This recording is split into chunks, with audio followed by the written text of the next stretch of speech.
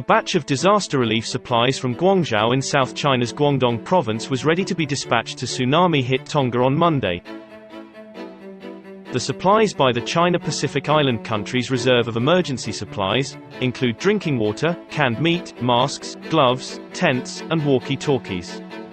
我们在外交部的指导下，这个高效运作，在短短的1-2天时间内，就筹措了大概3类物资，准备这个援助国家。一类呢是生活用品，包括饮用水，包括食品。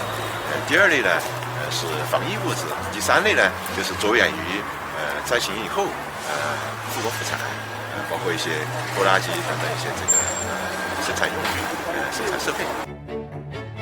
On the cartons, people wrote down encouraging messages in Chinese, Tongan, and English, like, "We are one under the same sun," which demonstrates the shared destiny and special friendship in hard times.